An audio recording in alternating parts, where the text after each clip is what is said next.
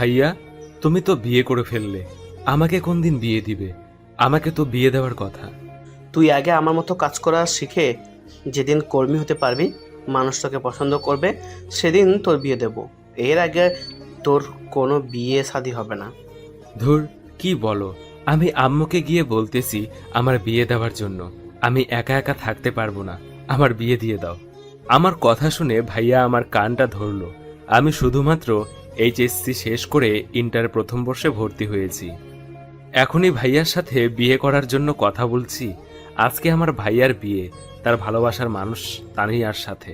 তানিয়া আপুকে আমি কখনো দেখিনি, কারণ নানার বাড়িতে থেকে লেখাপড়া করি। এর পিছনে একটা কারণ আছে। আমি একটা মেয়ের জন্য বাড়ি ছেড়ে চলে গিয়েছিলাম।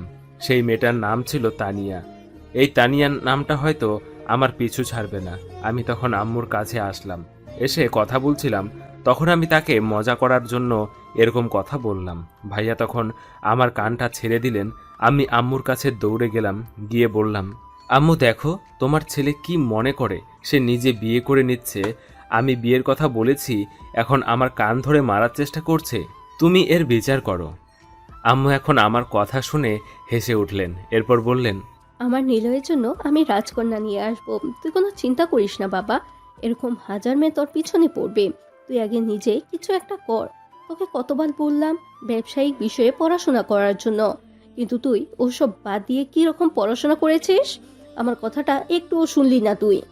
এই আম্মুর শুরু হয়ে গেল তার অন্যরকম কথাবার্তা। আমার ছোটবেলা থেকে ইচ্ছা রহস্য উদ্ঘাটন, সেই জন্য আমি প্রতিদিন মোবাইলে সিআইডি দেখতাম। সিআইডি পুরো কাল্পনিক কিছু কাহিনী হলেও কিন্তু আমার একটা অনেক ভালো লাগতো। আমার স্বপ্ন আমি একজন সিআইডি অফিসার হব। মানুষ আমার কাছে আসবে, তাদের বিভিন্ন প্রকার সমস্যা নিয়ে সেগুলো সমাধান করার মধ্যেই আমি আমার আনন্দ খুঁজে নেব। এটাই আমার জীবনের একটাই লক্ষ্য। আমার জীবনের এই লক্ষ্যটা আমি পূরণ করতে চাই। যেভাবেই হোক, এই লক্ষ্য পূরণ না হলে আমার জীবন বৃথা হয়ে যাবে। এমন অবস্থায় তখন আমরা সবাই বেরিয়ে পড়লাম। বরযাত্রীর সাথে আজকে যেতে হবে। বিয়েতে আমার একমাত্র বড় ভাইয়ের বিয়ে বলে কথা। আমি, আমার ছোট বোন আর ভাই মিলে চলে গেলাম বিয়েতে।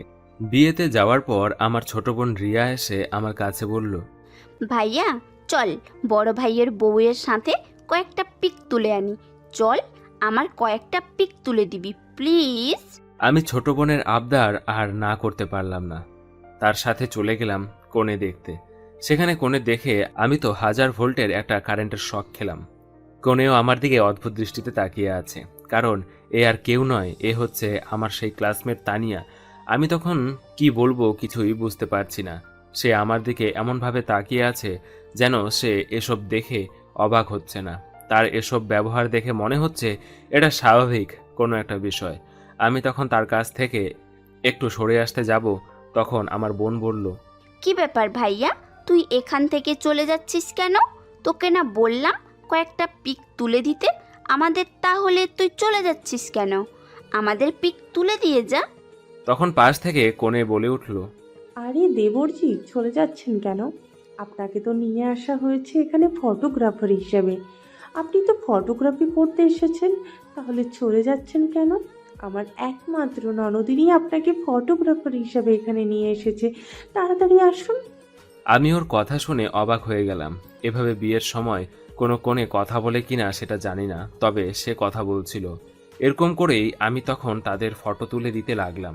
সে বিভিন্ন রকমভাবে আমাকে হেনস্থা করার চেষ্টা করছিল, কিন্তু আমি স্বাভাবিক অবস্থায় দাঁড়িয়েছিলাম, কারণ আমি তার এসব ব্যবহারে প্রচণ্ড অবাক হচ্ছিলাম।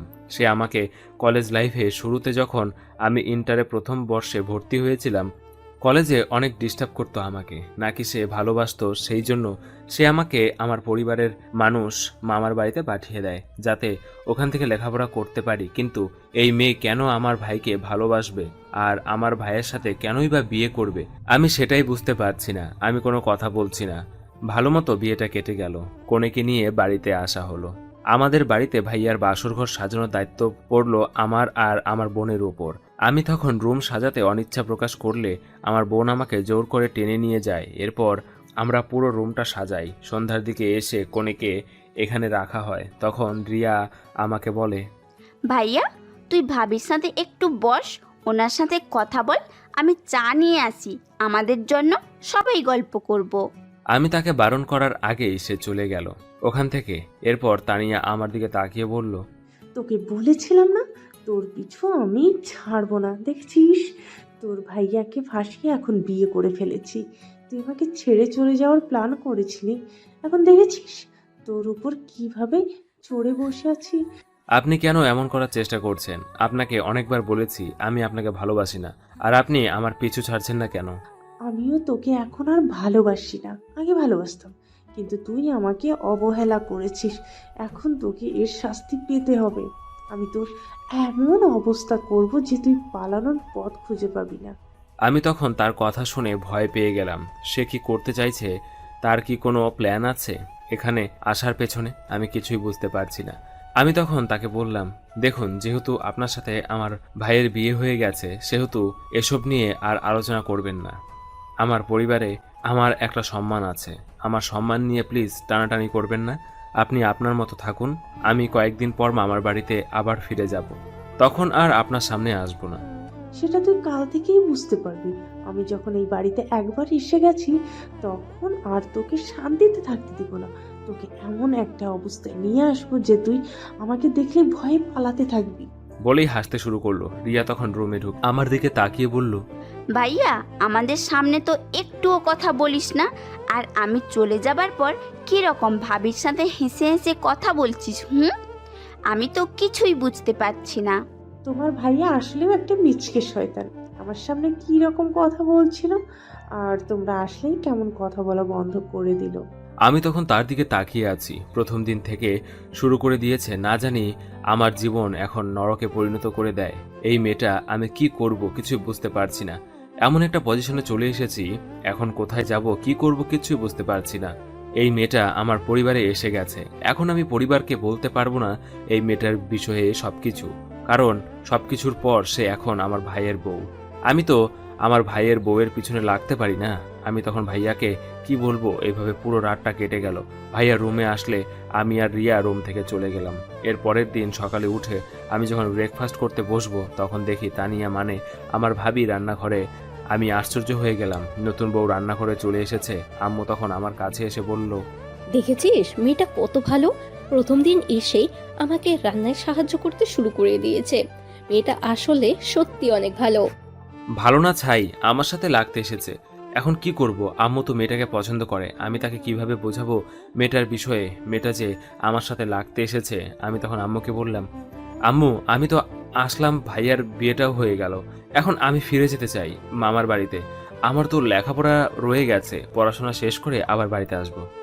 খবরদার, তুই বাড়ি থেকে এক পাও বের হবি না। কালকে বিয়েটা শেষ হয়েছে, আরো এক সপ্তাহ এখানে থাকবে, এরপরে এই বাড়ি থেকে যাবি। ঠিক বলেছেন আম্মু, আপনি কেন বাড়ি থেকে চলে যাবেন? কালকেই আমাদের বিয়ে হলো, এখনো আপনাকে ঠিকমতো আদর যত্ন করতে পারলাম না। কয়েকদিন ভাবির হাতে মজার মজার খেয়ে যান, এরপর না হয় পড়াশোনা করবেন। মেয়েটা তখন আমার দিকে রহস্যময় একটা হাসি দিয়ে কথাগুলো বলছিল। তার এই কথা বলার পেছনে যে অনেক বড় কিছু অপেক্ষা করছে সেটা আমি খুব ভালো করেই বুঝতে পারছি, কিন্তু আম্মুকে সেটা বুঝতে দেওয়া যাবে না। একটা ভয়ঙ্কর বিপদে পড়ে গেছি, সেটা আমি খুব ভালো করেই বুঝতে পারছি, কিন্তু আমার এই বিপদ থেকে উদ্ধার হওয়ার কোনো পথ নেই। আমি কি করব কিছুই বুঝতে পারছি না। প্রথম দিন ভালো ভালোই কেটে গেল। আমি চাইছিলাম কোনো মতে যেন 7টা দিন কেটে যায়, এরপর আমি আমার মামার বাড়িতে চলে যাব। কিন্তু দ্বিতীয় দিনেই ঘটল বিপত্তি। ভাইয়া অনেক বড় একটা প্রজেক্টের কাজে আটকে গেছেন, সেই জন্য আমাকে বললেন ভাবিকে নিয়ে তার বাসায় ঘুরে আসতে। আমি তখন ভাইয়াকে অনেক বুঝিয়েছি, কিন্তু ভাইয়া কোনো কথা শুনেনি, আমাকে পাঠিয়ে দিয়েছে ভাবির সাথে। আমি গাড়ি ড্রাইভ করছি, তখন ভাবি বললেন, কোনো চিন্তা করিস না, তুই তোর এমন অবস্থা করব যে তুই এই 7 দিন পর আর জীবনেও এই বাড়িতে পা রাখতে পারবি না। এই পরিবারের লোক তোকে বাড়ি থেকে বের করে দিবে। আমি তার কথা শুনে যেন গাড়ি কন্ট্রোলে হারিয়ে ফেলেছিলাম। আমার গাড়ি এদিক ওদিক চলতে শুরু করলো। তখন ভাবি বললেন, এখনো তো কিছুই করলাম না, এর মধ্যে যদি এরকম অশান্ত হয়ে যাও, তাহলে পরবর্তীতে কি হবে? তো এমন অবস্থা করব যে তুই আর কোনোদিন গাড়ি পর্যন্তও চালাতে পারবি না, এই পরিবারের কোনো কিছু স্পর্শ করতে পারবি না। তুই আমাকে শান্তিতে থাকতে দিসনি, এখন তোকেও আমি শান্তিতে থাকতে দিব না। প্লিজ আপনি আমার সাথে এরকম করবেন না। আপনি এই বাড়িতে এসেছেন আমার ভাইয়ের বউ হিসেবে, ভালো মতো থাকেন। আপনি প্লিজ আমার সাথে ঝামেলা করতে যাবেন না। আমি এসব ঝামেলায় জড়াতে চাই না আর। তা বললে তো হবে না।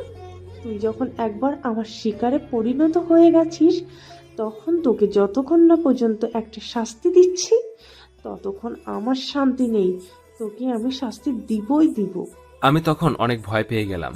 তার বাসায় পৌঁছানোর পর তার কিছু কাজিন এসে আমাকে ঘিরে ধরলো। আমি তাদেরকে বারবার বলছি আমার এসব ভালো লাগছে না, কিন্তু তারা কোনো কথা শুনছে না। আমাকে নিয়ে মজা করছে। আমি তাদের সাথে তেমন কোনো কথা বলছি না, কারণ আমি তেমন একটা কথা বলি না, সবসময় গম্ভীরভাবে থাকি। আমার এসব বেশি মজা করা ভালো লাগে না। ভাবিকে সকালে নিয়ে গিয়েছিলাম। পরের দিন আমাদের বাসায় চলে আসি। বাসায় আসার পর তার ব্যবহার অদ্ভুত লাভ ছিল। সে বিভিন্ন রকমভাবে আমাকে অপমান করার চেষ্টা করছিল, কিন্তু আমিও সাবধানে চলাচল করছিলাম যাতে কোনো মতে আমাদের এই দিনগুলো কেটে যায়। এভাবে 4টা দিন কেটে গেল। আমার খুব খুশি খুশি লাগছিল যে এই 4 দিনে কোনো সমস্যা হয়নি। আর মাত্র 2 দিনের পর আমি আমার মামার বাসায় চলে যাব, আর কোনোদিন এই বাসায় আসবো না। কয়েকদিন কেটে গেল। সে হয়তো ভাইয়ের প্রতি আসক্ত হয়ে পড়বে, তখন আর আমাকে জ্বালাবে না। কিন্তু ভাইয়া আজ একটা কাজে বাইরে যাবেন, সেই জন্য রেডি হচ্ছেন।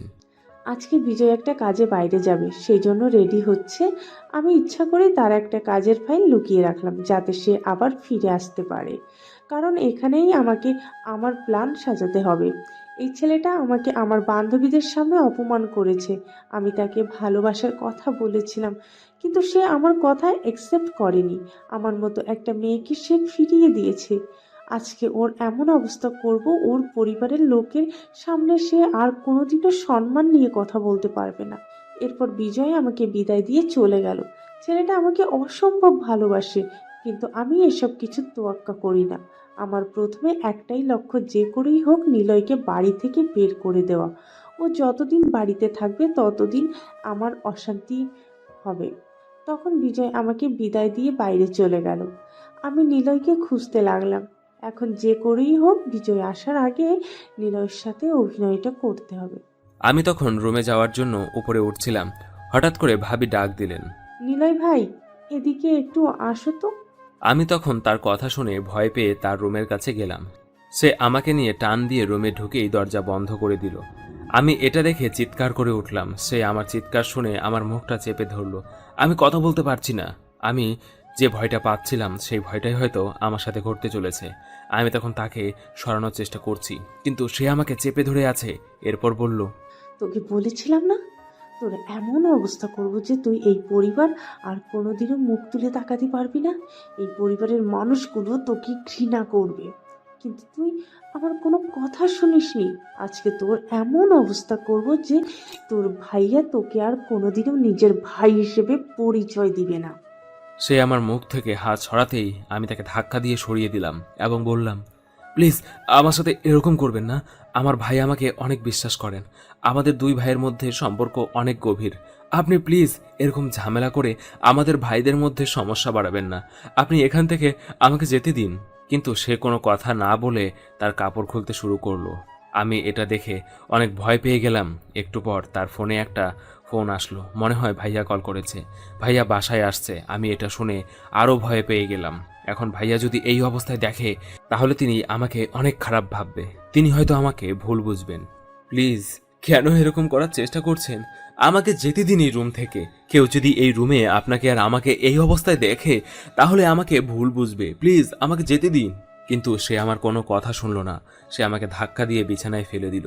একটু পর ভাইয়া চলে আসলেন। আমি চিৎকার করছি, কিন্তু আম্মু মনে হয় রুমে শুয়ে আছেন, সেই জন্য শুনতে পাচ্ছেন না। ভাইয়া এসে রুমে ডাক দিতেই সে দৌড়ে গিয়ে দরজা খুলে কান্না করে ভাইকে জড়িয়ে ধরল। ভাইয়া তখন বললেন, কি ব্যাপার তানিয়া, কি হয়েছে? তুমি এভাবে কান্না করছো কেন? আর তোমার এই অবস্থা কেন? প্লিজ আমাকে বাঁচাও। তোমার ভাই আমার সাথে খারাপ করার চেষ্টা করেছে। তুমি চলে যাওয়ার পর সে আমার রুমে এসেছে, আমার সাথে বিভিন্ন রকমের বাজে ব্যবহার করেছে। এখন আমাকে টেনে বিছানায় নিয়ে গিয়ে খারাপ কাজ করার চেষ্টা করেছে। তুমি প্লিজ আমাকে বাঁচাও। তুমি কি পাগল হয়ে গেছো? নিলয় এই কাজ করতেই পারে না। আমি নিলয়কে বিশ্বাস করি। কোথায় তুমি? নিলয়কে দেখাও। ভাবি তখন টেনে ভাইয়াকে ভিতরে নিয়ে আসলেন। ভাইয়া আমাকে দেখে আশ্চর্য হয়ে গেলেন। এরপর আমার দিকে এগিয়ে আসেন। ভাবির কান্না, ভাবির শরীরের এই অবস্থা দেখে তিনি আমার গালে এসে থাপ্পড় দিলেন। ভাইয়া প্লিজ বিশ্বাস করো, আমি কিচ্ছু করিনি। ভাবি আমাকে এই রুমে নিয়ে এসেছে, আমি এই রুমে আসতে চাইনি। ভাবি আমাকে অনেক জোর করে এই রুমে নিয়ে এসেছে, প্লিজ আমাকে বিশ্বাস করো। ভাইয়া আমার কোনো কথা না শুনে আমাকে টেনে বাইরে নিয়ে গেলেন, আম্মুকে ডেকে আনলেন। আম্মু, রিয়া সবাই চলে এসেছে। আমি পরিবারের সামনে কিভাবে মুখ দেখাবো? আমার তো সব ইজ্জত সম্মান সবকিছু শেষ হয়ে গেল। তখন ভাইয়া আমাকে মারতে শুরু করলেন এবং বললেন, তুই এমনটা কি করে করতে পারলি আমার সাথে? আমি তোকে কতটা ভালোবাসি, আমার জীবনের চেয়েও বেশি ভালোবাসি তোকে। আমি ভালোবাসি তোকে, কোনোদিন কোনো কষ্ট দেইনি, কিন্তু তুই আমার বউয়ের সাথে এরকম করতে পারলি? ওর নতুন বিয়ে হয়েছে, এই বাড়িতে এসেছে, তুই এর মধ্যেই ওর সুযোগ নেওয়ার চেষ্টা করলি। আমি বাড়ি থেকে বের হয়ে যেতেই তুই এখানে চলে আসলি। ভাইয়া প্লিজ বিশ্বাস করো, আমি কিছুই করিনি, আমাকে ফাঁসানো হয়েছে। আমি এসবের কিছুই জানি না। ভাবি আমাকে ডেকে রুমে নিয়ে গিয়েছিলেন। এরপর বাকি কথাটা আর বলতে পারলাম না। এর মধ্যেই আম্মু এসে আমার গালে থাপ্পড় দিলেন। এরপর বলতে শুরু করলেন, ছি ছি নিলয়, তোকে ভালো ভাবতাম, তুই এই কাজ করতে পারলি। তোকে আমার ছেলে বলতে এখন আমার লজ্জা করছে। মেয়েটা কত ভালো, কত সম্মান করে আমাদেরকে, আর তুই আমাদের সম্মান এভাবে ধ্বংস করে দিলি। মেয়েটার সামনে তোকে এখন আমি কি বলবো? তুই এই বাড়ি থেকে বের হয়ে যা। আমি কান্না করে আম্মুর পায়ে ধরে কান্না করতে করতে বললাম, আম্মু প্লিজ আমাকে বিশ্বাস করো, তুমি তো আমাকে ছোটবেলা থেকে চিনো, তোমার গর্ভেই তো আমি জন্মগ্রহণ করেছি। বলো তুমি, আমি কি এই কাজ করতে পারি? আমরা কি বিশ্বাস করব আর কি জানবো? আমরা যেটা চোখের সামনে দেখেছি সেটাই তো বলছি। তুই মেয়েটার সাথে খারাপ করার চেষ্টা করেছিলি, সেটা আমরা নিজের চোখেই দেখতে পাচ্ছি। রিয়া তখন আমাদের দিকে এগিয়ে আসলো, এসে আমার পাশে দাঁড়িয়ে বলল, আম্মু, ভাইয়ার কথাও তো ঠিক হতে পারে, সেও তো সত্যি কথা বলতে পারে। তোমরা শুধু ভাইয়াকে দোষারোপ করছো কেন? ভাইয়া এই কাজ করতে পারে না, আমার বিশ্বাস হয় না। আমার বড় ভাই তখন এসে রিয়ার গালে একটা থাপ্পড় দিলেন। আম্মু এসে রিয়াকে মারতে শুরু করলেন। ভাইয়া তখন চিৎকার করে বলল, মানে তুই কি বলতে চাইছিস এই চরিত্রহীনটার সাথে আমার নতুন বউকে তুই দোষারোপ করছিস? ও এই কাজ করতে পারে তুই কি করে বলতে যাচ্ছিস? ও নিলয়কে নিজে ডেকে নিয়ে এসেছে। আমি তখন ভাইয়াকে আটকে ধরলাম, বললাম রিয়াকে কিছু না করতে। ভাইয়া তখন আমাকে মেরে বাড়ি থেকে বের করে দেওয়ার জন্য টেনে বাড়ির বাইরে নিয়ে আসলো। আমি অনেক কান্না করছি, রিয়াও কান্না করছে। তানিয়া তখন একদিকে তাকিয়ে মুচকি মুচকি হাসতেছে। আমি তার এই হাসি দেখে অনেক ভয় পাচ্ছি। সে আমাকে ফাঁসিয়ে দিয়েছে ভয়ঙ্কর মিথ্যা অপবাদে।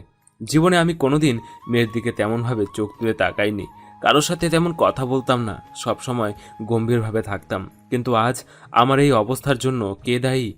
কে আমাকে এবং এই অবস্থার সম্মুখীন করলো? হয়তো আমার জীবনে কোনো ভুল করেছিলাম, সেই ভুলের শাস্তি এটা। এই মেয়েটা আমার জীবনটাকে ধ্বংস করে দিয়েছে, আমাকে একদম শেষ করে দিয়েছে। আমি তো কারোর সামনে এখন মুখ দেখাতে পারবো না। আম্মু তখন বাড়ি থেকে বের করে দিয়ে বললেন, তোকে যেন এই বাড়িতে আর কোনোদিনও না দেখি। তোকে আমি বিশ্বাস করতাম, নিজের সব সন্তানদের থেকে বেশি তোকে বিশ্বাস করতাম, কিন্তু তুই আমার বিশ্বাস নিয়ে খেলা করেছিস, আমার সাথে বিশ্বাসঘাতকতা করেছিস।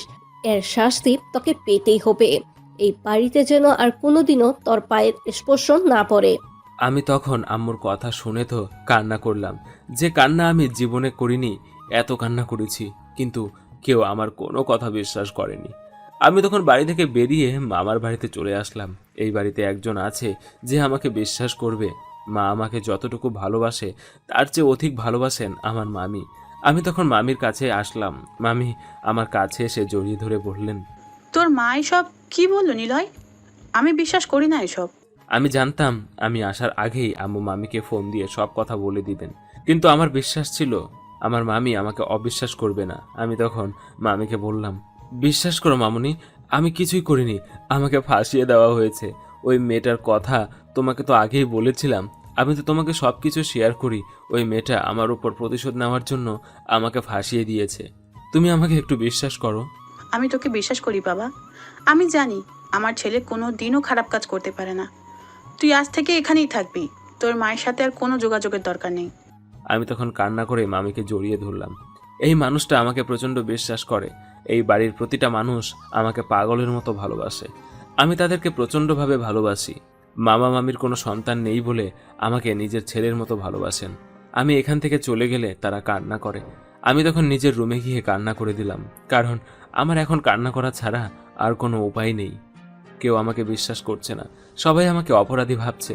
আমি বসে বসে কান্না করছিলাম, তখন মামা আসলেন। মামা এসে আমার কাছে দাঁড়িয়ে বললেন, তুই কোনো চিন্তা করিস না বাবা, তুই আজ থেকে আমার কাছে থাকবি, আর কোনোদিন এই বাড়িতে যাওয়ার কোনো দরকার নেই। আমি জানি তুই কিচ্ছু করতে পারিস না। সব কিছুর পরেও কেমন জানি একটা শান্তি অনুভব হচ্ছিল মনের মধ্যে। সবাই আমাকে অবিশ্বাস করলেও আমার মামা মামি আমাকে অবিশ্বাস করেনি। যেখানে আমার নিজের মা বাবা আমাকে অবিশ্বাস করেছে, সেখানে তখন তারা আমাকে এতটা বিশ্বাস করছে। তখন মামা আবার বললেন, নিলয়, তুই চাইতি না তুই একজন গোয়েন্দা অফিসার হবি, সিআইডিতে কাজ করবি। তুই কোনো চিন্তা করিস না, তোর মামা সব সময় তোর সাথে থাকবে। তুই আজ থেকে শুরু কর। আমি তখন দৌড়ে গিয়ে মামাকে জড়িয়ে ধরলাম। মামা আমাকে এত সহযোগিতা করবে। মামা তখন বললেন, আরে পাগল ছেলে, কান্না করিস না। এরকম জীবনে আমাদের হয়, এগুলো মানিয়ে নিতে হয়। যে মানিয়ে নিয়ে বড় হয়, সেই পৃথিবীতে বিরাট অবস্থানে যেতে পারে। আমি তখন কিছুটা মুখে হাসি টেনে দাঁড়িয়ে আছি। তখন মামা বললেন, আমার পরিচিত একজন আছে সিআইডিতে, তোমার সাথে ওকে কথা বলিয়ে দেব। কালকে ওর সাথে তোমাকে দেখা করতে নিয়ে যাব, তখন তুমি ওর সাথে দেখা করবে আর সব বিষয় খুলে বলবে। এ যেন হাজারো দুঃখের মধ্যে কিছুটা খুশি, কিন্তু নিজের পরিবারকে না পাওয়ার আরেকটা কষ্টও আছে। সাথে কি বলবো কিছুই বুঝতে পারছি না। তখন মামা রুমে থেকে চলে গেলেন। পরের দিন সকালে মামার সাথে চলে গেলাম মামার পরিচিত সেই লোকের সাথে দেখা করতে। মামার অনেক ছোটকালের বন্ধু সেই লোকটা এখন সিআইডির অনেক বড় একজন ইন্সপেক্টর। আমরা যখন পৌঁছালাম তখন লোকটা মামাকে দেখে হাসি মুখে এগিয়ে এসে বলল, কি ব্যাপার রাকিব, তোমাকে কতদিন পর দেখলাম। তুমি তো আমাদের কথা প্রায় ভুলেই গেছো। তোমার সাথে সেই ছোটকালে একসাথে পড়াশোনা করেছি, এরপরে আর কোনো যোগাযোগ নেই। কালকে হঠাৎ করে কল দিলে, কে তোমার ভাগনা দেখি। তখন মামা আমাকে দেখিয়ে বললেন, এই হচ্ছে আমার ছেলের মতো, আমার বোনের একমাত্র ছেলে। খুবই বুদ্ধিমান এবং মেধাবী, সবসময় পড়াশোনা নিয়ে থাকে।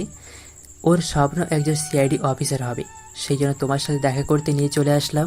তুমি অনেক মেধাবী, সেটা আমি তোমাকে দেখে বুঝতে পারছি বাবা। কিন্তু এখানে শুধু মেধা দিয়ে চলে না, এখানে সাহসের প্রয়োজন হয়, বুদ্ধির প্রয়োজন হয়। তোমাকে আমি একটা অ্যাসাইনমেন্ট দেব, সেটা করতে পারলে তোমার বিষয়ে ভেবে দেখব। আমি তখন জীবনের প্রথম কিছুটা ভয় পেলাম। তখন তাকে বললাম, আপনি আমাকে যেই অ্যাসাইনমেন্ট দিবেন সেটার জন্য আমি প্রস্তুত আছি। আপনি শুধু আমাকে বলেন কি করতে হবে, আমি চেষ্টা করব। তোমাকে আপাতত কোনো বড় কাজ দিব না। তুমি যে ভার্সিটিতে পড়ো সেই ভার্সিটিতেই তুমি পড়াশোনা করো। দেখো বাবা, যে কোনো কাজ করতে হলে প্রথমে শিক্ষার দরকার। জীবনে যে কোনো কাজ করতে গেলে দুইটার সমন্বয় প্রয়োজন।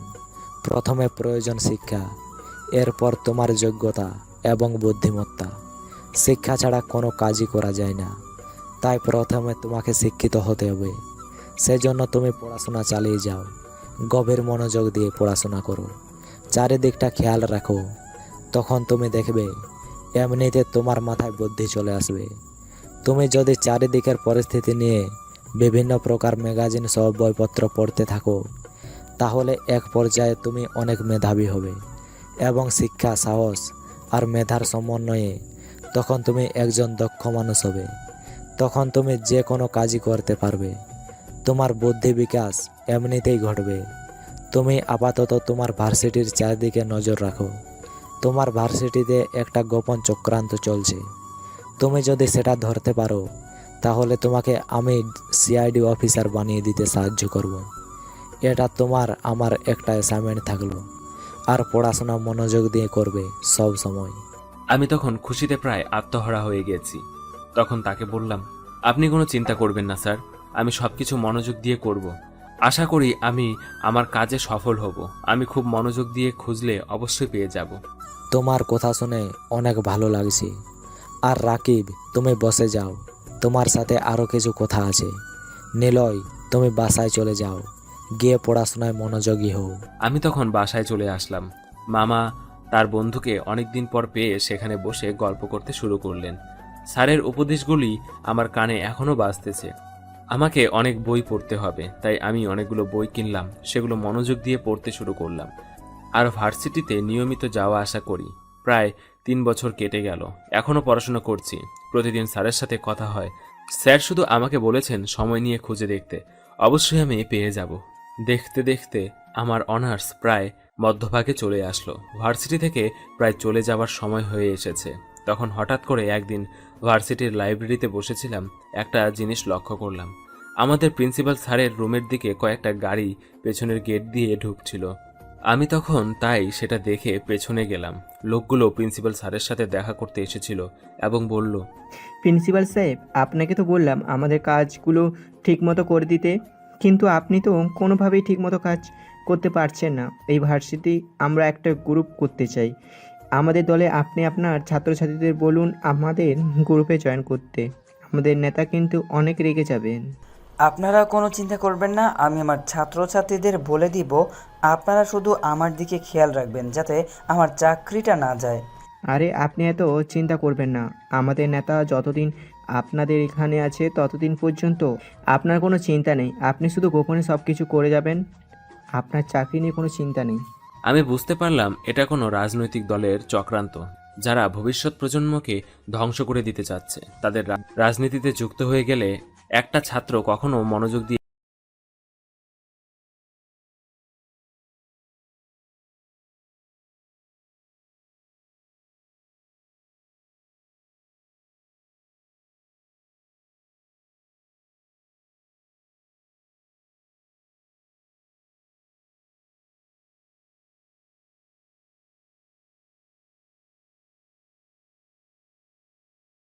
আমি একটা বিষয় জানতে পেরেছি। আমাদের ভার্সিটির ভিতরে রাজনৈতিক দলের কিছু কর্মকাণ্ড চলতেছে। তারা প্রিন্সিপাল স্যারকে টাকা দিয়ে আমাদের ভার্সিটিতে ঢুকে যেতে চাইছে এবং ভার্সিটিতে তাদের গ্রুপ খুলতে চাইছে। আমি জানতাম তুমি ধরতে পারবে। বিষয়টা নিয়ে আমি অনেক দিন ধরে চিন্তিত ছিলাম। তুমি এই বিষয়ে কিছু কি করতে পারবে? এখন কিন্তু তোমাকে একটা বড় দায়িত্ব নিতে হবে। আমি তোমাকে চাকরির জন্য মনোনীত করলাম, কিন্তু তোমাকে কিন্তু এখন অনেক বড় একটা দায়িত্ব নিতে হবে। আমি সবসময় যে কোনো প্রকারের কর্মকাণ্ডের জন্য প্রস্তুত আছি স্যার। আপনি শুধু আমাকে ইনফরমেশন দিবেন, আমি সব কিছু করব। আপনি শুধু আমাকে ইনস্ট্রাকশন দিলেই হবে। নিলয়, তোমাকে যেহেতু আমরা একটা কাজের জন্য নিয়োগ দিয়েছি, সেহেতু তোমাকে অনেকটা কাজ করতে হবে। তোমাকে সামরিক ট্রেনিং নিতে হবে। আমি তখন স্যারের কথা শুনে কিছুক্ষণ চুপ রয়ে গেলাম, কারণ আমি কিছুই বুঝতে পারছিলাম না। তখন স্যার আবার বললেন, তোমাকে শুধু একজন সিআইডি অফিসার হলেই হবে না, তোমাকে সাথে একজন বুদ্ধিমান এবং সামরিক বাহিনীর সদস্য হতে হবে। কারণ যে কোনো সময় যে কোনো অপরাধীদের আমাদের মোকাবেলা করতে হবে। তখন তোমার সামনে যদি কোনো বড় অপরাধী চলে আসে, তুমি তখন তাদের কিছুই করতে পারবে না। তুমি যদি একজন সামরিক বাহিনীর সদস্য হও, তাহলে তুমি অপরাধ এবং অপরাধী সম্পর্কে জানতে পারবে। তোমার প্রথমে ট্রেনিং এবং প্রয়োজন, তাই আমি সিদ্ধান্ত নিয়েছি তোমাকে ট্রেনিংয়ে পাঠাবো। সেখানে তুমি ঠিকমতো ট্রেনিং করো। আস্তে আস্তে তুমি অপরাধীদের মোকাবেলা করার শক্তি পেয়ে যাবে। তখন থেকে তুমি প্রফেশনালি কাজ করবে। স্যার আমি প্রফেশনালি কাজ করতে চাই, তবে সবার আড়াল থেকে। কারণ আমি ছোটবেলা থেকে স্বপ্ন দেখেছি আমি সবার আড়ালে থেকে কাজ করব। আমি সামনে থেকে কোনোদিনও পরিচয় দিব না। আমি একজন সিআইডি অফিসার। আমি আড়াল থেকে মানুষের সাহায্যে এগিয়ে আসতে চাই। তোমার যেটা ইচ্ছা, আমরা তোমাকে সিক্রেট গ্রুপে জয়েন করাবো, কিন্তু এর জন্য তোমাকে প্রথমে সবার আগে একজন সামরিক কর্মকর্তা হতে হবে। কারণ একজন সামরিক কর্মকর্তা না হলে তুমি অপরাধীদের মোকাবেলা করতে পারবে না। তোমাকে বন্দুক চালানো শিখতে হবে, বিভিন্ন প্রকার সেলফ ডিফেন্স শিখতে হবে। আমি তখন স্বপ্নের হাতছানিতে কি করব কিছুই বুঝতে পারছিলাম না। তখন স্যারকে বললাম, আমি সবসময় প্রস্তুত আছি স্যার। আপনি শুধু আমাকে বলবেন কি করতে হবে, কোথায় যেতে হবে, আমি চলে যাচ্ছি। তাহলে তুমি রেডি হয়ে নাও। 1 সপ্তাহ পরেই আমাদের একটা ট্রেনিং শুরু হবে। সেখানে তুমি ট্রেনিং করবে। 2 মাস ট্রেনিং করতে হবে তোমাকে ওখানে। তুমি তোমার মামাকে বলে দিও যে 2 মাস তুমি বাসায় থাকতে পারবে না। তুমি 2 মাস পর্যন্ত সেখানে ট্রেনিং নাও। আমি তখন বাসায় ফিরে গেলাম। গিয়ে ম্যামকে বিষয়টা জানালাম। ম্যাম কোনো আপত্তি করলেন না, আমাকে পাঠিয়ে দিলেন। কিন্তু মামি কিছুটা আপত্তি জানাচ্ছিলেন, কারণ তিনি আমাকে প্রচণ্ড ভালোবাসেন। এরকম ট্রেনিংয়ে অনেক রিস্ক আছে, তাই তিনি আমাকে এসব ব্যাপারে পাঠাতে চাচ্ছিলেন না। কিন্তু আমার জোরাজুরিতে শেষে বললেন, তুমি যাও, ঠিক আছে, কিন্তু খুব সাবধানে সকল কাজকর্ম করবে। আর এরকম ট্রেনিংয়ে অনেক রিস্ক আছে, এসব থেকে দূরে থাকবে যেন তোমার কোনো ক্ষতি না হয়। আচ্ছা মামুনি, তুমি কোনো চিন্তা করো না, আমি ঠিকমতো সবকিছু করব। আর 2 মাসেরই তো ব্যাপার, দেখতে দেখতে চলে যাবে, আমি চলে আসবো তো। 1 সপ্তাহ পর আমি চলে গেলাম ট্রেনিংয়ের ওখানে গিয়ে আমি আস্তে আস্তে সামরিক প্রশিক্ষণ নিতে শুরু করলাম। ওখানে অনেক ভয়ঙ্কর ভয়ঙ্কর ট্রেনিং দেওয়া হচ্ছিল। আমি যেগুলো দেখে খুব ভয় পেয়ে গেলাম, কিন্তু মনের ভিতর যে স্বপ্নটা আছে সেই স্বপ্নটাকে নিয়ে আমার ট্রেনিংটা সম্পন্ন করলাম। 2 মাস পর আজ বাসায় ফিরছি, কিন্তু বাসায় ফিরে আমি সারপ্রাইজ হয়ে গেলাম, কারণ আমার মা সেখানে উপস্থিত আছেন। আমি তাদেরকে দেখে অবাক হয়ে গেলাম। নিলয়কে বাড়ি থেকে বের করে দিয়ে আমি অনেক আনন্দে দিন কাটাচ্ছিলাম। বিজয়কে নিয়ে আমার ভালোই চলছিল সব কিছু। আমার প্রতিশোধ আমি নিতে পেরেছি, এটা ভাবতেই আমার অনেক আনন্দ লাগছে। কিন্তু আজ প্রায় 2 সপ্তাহ হলো শরীরটা কেমন ভালো নেই, হঠাৎ করে মাথা ঘুরে পড়ে যায়, কিছুই বুঝতে পারছিলাম না। তখন বিজয়ের সাথে ডাক্তারের কাছে গেলাম। ডাক্তার আমাকে বললেন, সর্বনাশ হয়ে গেছে, আপনার তো ব্রেন ক্যান্সার ধরা পড়েছে, আপনার একটা লাঞ্চ স্টেন্স। আপনি কি এতদিন এসব বিষয়ে কিছু বুঝতে পারেননি? কথাটা শুনে যেন আমি কিছুক্ষণের জন্য স্তব্ধ হয়ে গেছিলাম। আমার ব্রেন ক্যান্সার হয়েছে, আমি মারা যাব, এটা ভাবতেই আমার যেন সব কিছু শেষ হয়ে যাচ্ছিল। বিজয় আমাকে জড়িয়ে ধরে কান্না করে দিল। এরপর আস্তে আস্তে আমি আরও অসুস্থ হতে শুরু করলাম। এক পর্যায়ে আমার অবস্থা একদম খারাপ হয়ে গেল।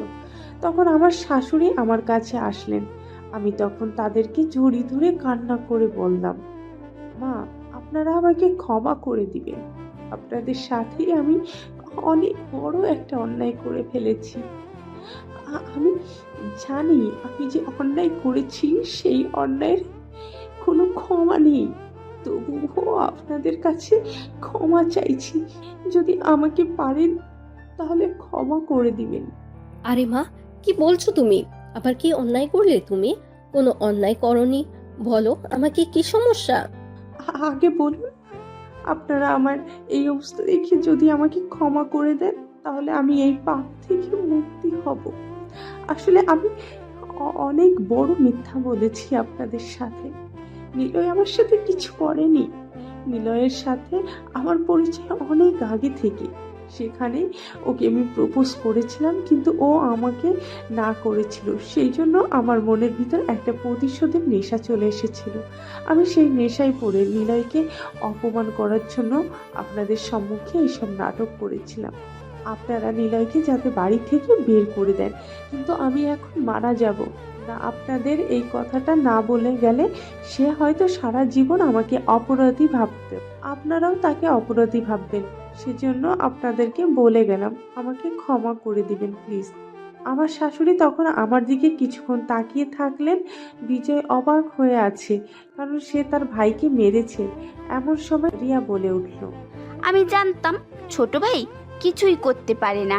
ভাইয়া, তুমি দেখলে তো তোমার বউ এরকম করেছে। তুমি সেদিন আমাকেও মারলে, ভাইয়াকেও মারলে, এখন দেখেছো তো আমার ভাই নির্দোষ। আমি বলেছিলাম না আমার ভাই এরকম কোনো কাজই করতেই পারে না? তোমরা আমার কথা বিশ্বাস করলে না, ভাইকে মেরে বাড়ি থেকে বের করে দিলে। এখন সে কোথায় আছে আর ফিরে আসবে কিনা সেটাও তো জানি না। বোন, আমাকে প্লিজ ক্ষমা করে দিও। আমি তোমাদের শান্তি নষ্ট করে দিয়েছি। আমাকে তোমরা যদি ক্ষমা না করো তাহলে আমি মরেও শান্তি পাবো না। আমি ভুল করে ফেলেছি, জানি আমার এই ভুলের কোনো ক্ষমা নেই। এরপরেও তোমাদের কাছে ক্ষমা চাচ্ছি। যদি তোমরা আমাকে ক্ষমা না করো তাহলে তো আমি মরে গিয়েও শান্তি পাবো না। প্লিজ আমাকে ক্ষমা করে দাও। আমার শাশুড়ি তখন আমার কাছে আসলেন, এসে আমার মাথায় হাত বুলিয়ে দিলেন। আমরা জানি তুমি ভুল করে ফেলেছো, কিন্তু আমাদের জীবনে এরকম ভুল হয়। তুমি ভুল করেছো, ক্ষমা চাইছো, সেই জন্য আমরা তোমাকে ক্ষমা করে দিলাম। এখন আমার ছেলেটাকে বাসায় নিয়ে আসতে হবে। ছেলেটা আমার খুব অভিমানী, না জানি কি করে বসে, আর হয়তো বাসায় ফিরতে চাইবে না, কিন্তু আমাদের তো ওকে বাসায় ফিরিয়ে নিয়ে আসতে হবে। আপনারা প্লিজ নিলয়কে বাসায় ফিরিয়ে নিয়ে আসুন। আমি ওর কাছে ক্ষমা চাইতে চাই। ও যদি আমাকে ক্ষমা করে না দেয় তাহলে আমি তো কবরেও শান্তি পাবো না একদিনও। আপনারা প্লিজ ওকে নিয়ে আসেন। এরপর আমার শাশুড়ি চলে গেল নিলয়কে আনতে। কিন্তু নিলয়ের এতদিনে তার কোনো খোঁজ খবর রাখিনি। হয়তো আমাকে খুশি করার জন্য তারা ওর কোনো খোঁজ খবর রাখেনি। আমি এখানে শুয়ে শুয়ে কান্না করছি। আসলে অন্যায় করে কেউ পার পেয়ে যায় না। আমি অন্যায় করেছিলাম বলেই হয়তো সৃষ্টিকর্তা আমাকে শাস্তিস্বরূপ এই রোগ দিয়েছেন। ইচ্ছা করছিল সব কিছু ছেড়ে এখন মরে যাই। মরে যেতেও পারছি না, আমার বাঁচতেও পারছি না। দারুণ এক দুটানার মধ্যে পড়ে গেলাম। আমি এতদিন পর মাকে দেখে কান্না করে দিলাম, কিন্তু তাদের সাথে কথা না বলে তাড়াতাড়ি আমার রুমে চলে গেলাম। রুমে গিয়ে কান্না করছি, তখন আম্মু আমার কাছে আসলেন, সাথে ভাইয়াও রুমে আসলো। নিলয় বাবা, আমার কথাটা একটু শোন। মা আমার দিকে তাকিয়ে কথাটা বলল।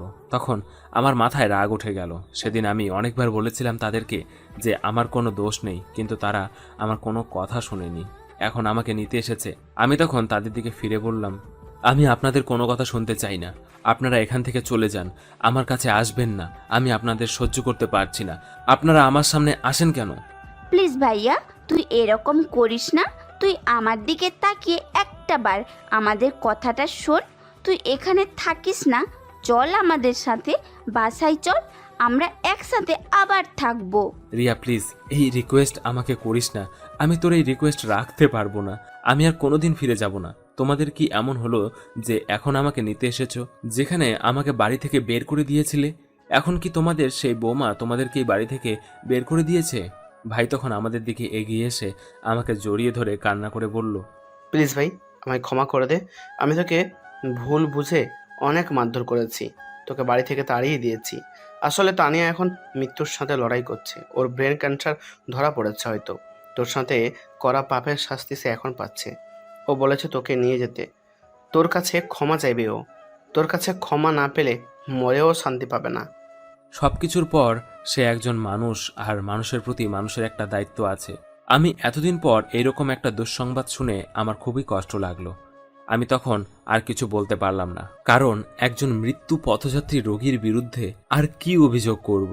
তখন আমি তাদের সাথে চলে গেলাম, সাথে মামা মামিও আসলো। আমি তানিয়াকে দেখে যেন চিনতেই পারছিলাম না। এই কি সেই আগের তানিয়া? এই কয়েকদিনের ভেতর তার শরীরের অবস্থা এত খারাপ হয়েছে যে দেখে চেনাই যাচ্ছিল না। শরীরের হাড়গুলো এসে মাংসের সাথে মিশে গেছে। আমি তখন তার দিকে তাকিয়ে আছি। সে আমার দিকে তাকিয়ে কান্না করে বলল, নিলয়, আমি জানি আমি যে অন্যায় করেছি সেটা ক্ষমার অযোগ্য। এরপরেও আমি তোমার কাছে মৃত্যু পথযাত্রী একজন রোগী হয়ে তোমার কাছে ক্ষমা চাচ্ছি। তুমি আমাকে প্লিজ ক্ষমা করে দাও। আমি তখন তানিয়ার দিকে কিছুক্ষণ তাকিয়ে আছি। সে তখন আবারও কান্না করে বলল, আমি জানি আমি যে অপবাদটা তোমার উপরে তুলেছিলাম সেটা খুবই জঘন্য একটা অপবাদ। সেই অপবাদ তোমাকে অনেক কষ্ট দিয়েছে, তোমার পরিবার থেকে দূরে রেখেছে। কিন্তু বিশ্বাস করো, তখন আমার মধ্যে প্রতিশোধের আগুন কাজ করছিল। কিন্তু এখন আমি বুঝতে পারছি আমি কত বড় অন্যায় করেছি। তুমি ক্ষমা না করলেও আমি যে মরেও শান্তি পাবো না। আমার আপনার উপর কোনো অভিযোগ নেই। আমি জানি মানুষের জীবনে যা হয় তা ভালোর জন্যই হয়। আমারও ভালোর জন্যই হয়তো হয়েছে, যার কারণে আজ আমি একটা অবস্থানে আসতে পেরেছি। আর আপনি সুস্থ হয়ে যাবেন এই আশাই করি। আমি জানি আমার অনুরোধ করা মানায় না, এরপরেও তোমার কাছে একটা অনুরোধ করতে চাই। আমার কারণে যেহেতু তুমি এই বাড়ি থেকে বের হয়ে গেছো, এখন আমি মরে যাচ্ছি, তুমি এই বাড়িতে ফিরে আসো। আমি তখন তার দিকে তাকিয়ে দেখলাম সে অনেক অসহায়ভাবে কথা বলছিল। তখন হঠাৎ করে মামি এসে আমার কাছে বললেন, নিলয়, তুমি এখানে থাকো। দেখো, মানুষ তো জীবনে ভুল করে, সবাই ভুল করে। আমিও ভুল করেছি, এবং তুমিও জীবনে অনেক বড় ভুল করেছো। সে যেহেতু ভুল করেছে আর ক্ষমা চাইছে, সেহেতু তোমার উচিত তাকে ক্ষমা করে দেওয়া এবং এখানে থাকা। আমি তখন সবার রিকোয়েস্ট আর না করতে পারলাম না, এখানে থেকে গেলাম। এরপরের দিন চলে গেলাম এখান থেকে সোজা আমার অফিসে। সেখানে গিয়ে বসের সাথে দেখা করলাম। বস আমাকে দেখে অনেক খুশি হলেন এবং আমাকে চাকরির জন্য মনোনীত করলেন। এখন থেকে আমার নতুন এক জীবনের যাত্রা শুরু হলো। সবাইকে না জানিয়ে আমি শুধু আমার অত্যন্ত আপন কয়েকজনকে জানিয়ে শুরু করলাম আমার নতুন চাকরি। এই চাকরি শুধু আমার জন্য না, এই চাকরি পুরো দেশের জন্য, পুরো দেশের মানুষকে বাঁচানোর জন্য আমি এই চাকরি করব। এদিকে তানিয়ার অবস্থা দিন দিন আরও খারাপ হচ্ছে। আমার খুব কষ্ট হতো ভাইয়াকে দেখে। ভাইয়া অনেক কান্না করতেন, ভাইয়া ভাবিকে অনেক বেশি ভালোবাসতেন। কিন্তু কেন জানি তার অসুস্থতা ভাইয়াকে একদম পাথর বানিয়ে দিয়েছিল। এদিকে আম্মু অসুস্থ, কিভাবে কাজকর্ম করবেন কিছুই বুঝে উঠতে পারছিলাম না। রিয়াও তেমন একটা কাজকর্ম করতে পারে না। এর মধ্যে আরেক সুসংবাদ আসলো আমার জীবনে। আমি আমার জীবনের প্রথম অভিযানে বের হব। সেদিন গিয়েছিলাম আমার অফিসে, তখন বস আমাকে দেখে এগিয়ে এসে বললেন, নিলয়, তুমি সব সময় চাইতে না তুমি আড়ালে থেকে কাজ করবে।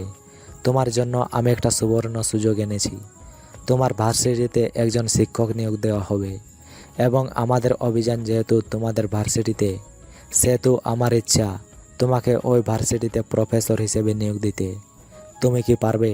আমি এখনও ভার্সিটির স্টুডেন্ট, এর মধ্যেই আমাকে ভার্সিটির প্রফেসর হিসেবে নিয়োগ দেওয়া হবে। এটা শুনতেই আমার কেমন জানি হাসি পাচ্ছিল।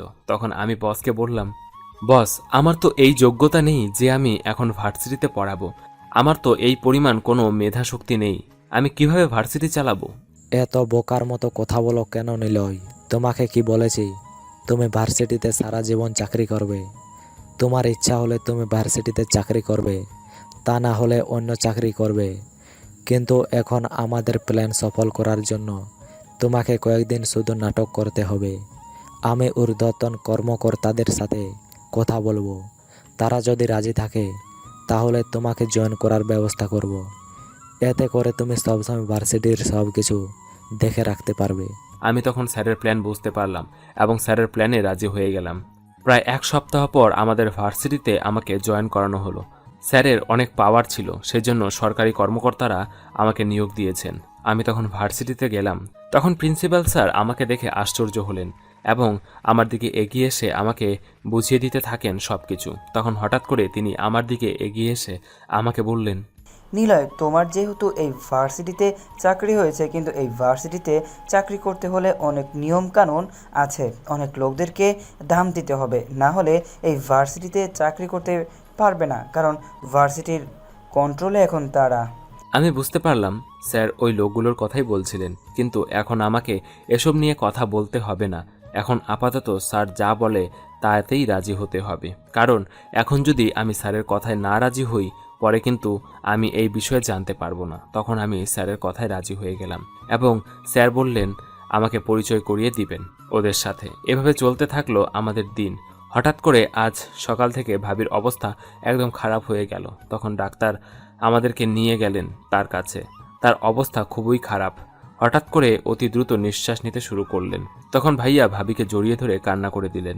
আমি ভাইয়াকে শান্ত করার চেষ্টা করছি, কিন্তু তখনই ডাক্তার আমাদেরকে জানালেন, আমরা খুবই দুঃখিত, উনি আর বেঁচে নেই। উনি এই পৃথিবীর মায়া ত্যাগ করে চলে গেছেন। ভাইয়া চিৎকার করে কান্না করছিলেন। আমারও কেন জানি কান্না পাচ্ছিল। এই কয়েকদিন আগেই তো মেয়েটা ভালো ছিল, এখন হঠাৎ করে অসুস্থ হয়ে মারা গেল। আসলে জীবনে কখন কার কি হয়ে যায় এটা বলা সত্যি অনেক কষ্টকর। আমার অনেক কষ্ট হচ্ছিল। সে আমাকে অনেক কষ্ট দিয়েছে, কিন্তু তার জন্য আমার কেন জানি কষ্ট হচ্ছিল। তখন সব ঝামেলা শেষ করে আমি আবার ভার্সিটিতে গেলাম। প্রায় 3 দিন পর তখন প্রিন্সিপাল স্যার আমাকে রুমে ডেকে নিয়ে গেলেন। সেখানে দেখলাম 2-3 জন লোক বসা। তারা আমাদেরকে দেখে বললেন, প্রিন্সিপাল স্যার, এইদিকে আমাদের কলেজের নতুন প্রফেসর। জি, ওনাকেই এখানে নতুন করে নিয়োগ দেওয়া হয়েছে, ওনার সাথে পরিচিত হন। তখন দেখলাম একটা লোক আমার দিকে এগিয়ে এসে হাত বাড়িয়ে দিয়ে বলল, হ্যালো মিস্টার, আমি হচ্ছি নীরব, মেনশনস পার্টির চেয়ারম্যান। আমি কখনোই এই ভার্সিটিতে আসি না, শুধু আজকে তোমার সাথে দেখা করার জন্য এই ভার্সিটিতে এসেছি, তোমার সাথে পরিচয় হওয়ার জন্য। যখনই কোনো নতুন শিক্ষক নিয়োগ দেয় এই ভার্সিটিতে, তার সাথে আমরা পরিচিত হতে আসি, কারণ এই ভার্সিটির সাথে আমাদের একটা আলাদা সম্পর্ক আছে। তখন চুপচাপ তার সাথে হাত মিলালাম।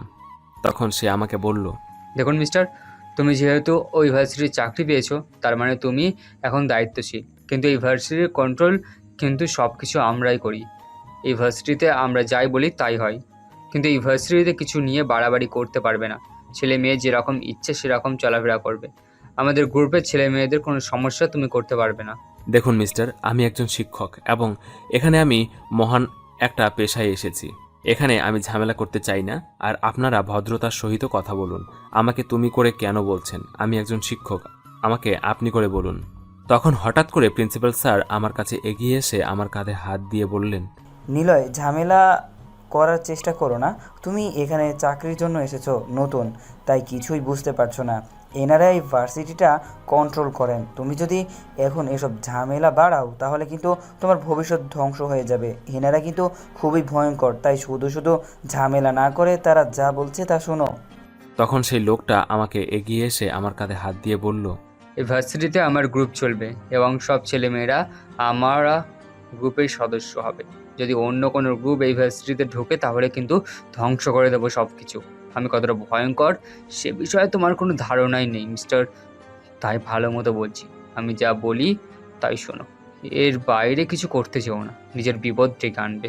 আমি বুঝতে পারলাম এখন তাদের কথা মেনে নেওয়া ছাড়া আমার আর কোনো কিছুর উপায়ই নেই।